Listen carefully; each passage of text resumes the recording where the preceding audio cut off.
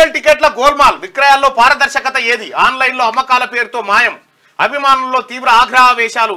ఎన్ని టికెట్లు ఎప్పటి నుంచి ఎప్పటిదాకా అమ్ముడయ్యాయనేది ఎవరికీ తెలియదు. అంతా ఎస్ఆర్హెచ్ ఫ్రాంచైజీ ఇష్టారాజ్యమే.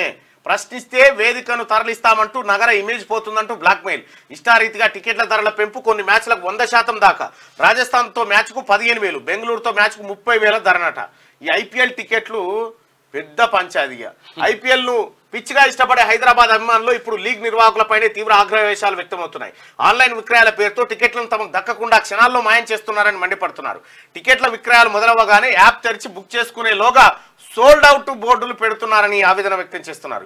పేరుకు 20,000 పైచీలకు టికెట్లను చెబుతున్నా సామాన్య అభిమానులకు దొరకడం లేదంటే అది గప్చుప్గా పక్కదారి పట్టించడమేనని కన్నెర చేస్తున్నారు. ఇప్పటికే జరిగిన 2 మ్యాచ్ల్లో టికెట్లను క్షణాల్లో గాయబ్ చేశారని, ఉప్పల్ స్టేడియానికి వెళ్లి అభిమానులు క్రికెటర్ల ఆటను చూసే పరిస్థితి లేదు.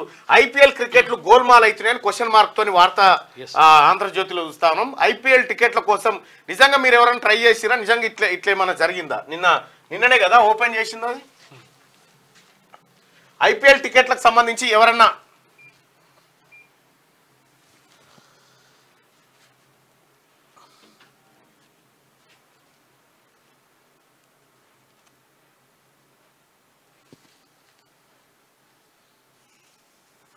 ఐపీఎల్ టికెట్లలో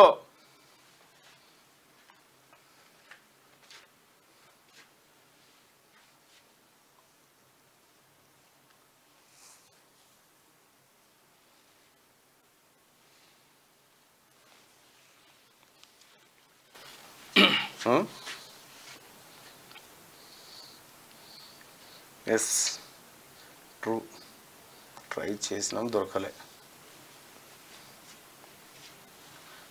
బ్లాక్లో అమ్ముతురట 70,000 అట, 60,000 అట. బ్లాక్లో అమ్ముతురంట వాస్తవం అది. అవును, బ్లాక్ చేస్తున్నారు ఫస్టే.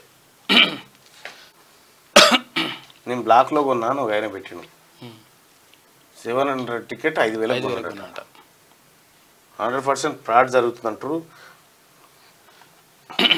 చూడాలి మరి దాని కథ ఏందనేది.